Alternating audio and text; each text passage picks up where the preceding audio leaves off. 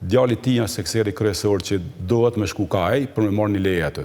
Plani jonë, lidhur me çështjen e urbanizmit në Lipjan, është mbështetër në 3 shtylla kryesore. Shtylla para është qytet funksional, shtylla dytë bashkimi i qytetit edhe shtylla treta qyteti i gjelbërt. Duke pasur parasysh që Lipjani nuk ka onazën e brendshme përfunduar, nuk ka onazën e jashtme, nuk ka organizim qytetit. Qyteti ndërtohet të mos u përfill, të mos pas as PZK-n, as planin e zhvillimit komunal, as planin e zhvillimit urban.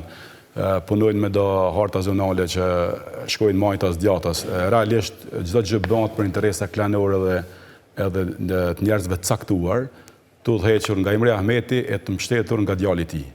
Djali i tij janë sekseri kryesor që dohet me shku kaj për me marrë një leje aty. Tash vjen Lipjan dhe shet 2 ndërtesa që janë njëra afër tjetrës, njëra ka 6 kat, tjetra ka 8, bëhen mbi ndërtime. Nuk janë të përcaktuar në planet, nuk janë. I ka leju komuna këto? I ka leju komuna, i ka leju djalit tina, i ka tha babës, baba me leju se kam shak që ta, ka tha po më reqojmë edhe një kat. Po bëni kaq thjesht kështu thuhet që keni çana atë zotit. Kjo është natyra që e flasin qytetarët. Në Lipjan është vend i vogël dhe flitet shumë.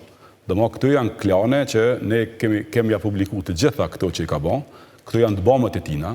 Ka ndërtesa në Lipjan që janë afër njëra tjetrës, ku nuk ka mundësi qasje zjarfikësve. Me një nën kalem që e qunë që është një urë që e ka bon ato, nuk ka mundësi qasje zjarfikësve të ndërtesat. Javën e kalumë unë ndez një ndërtesë, do të qytetarët mi zgjatë gypat prej banesës në banesë me fikë. Dhe më tha, këtu nuk ka kriter në ndërtim. Këtu ka interes. Ndërtimi bëhet me interes, edhe shkohet her majtas, her djatas, her para, her mrapa, dhe nuk dihet ka përshkon qyteti, po mbi të gjitha qytetarët janë të rrezikuar çdo ditë.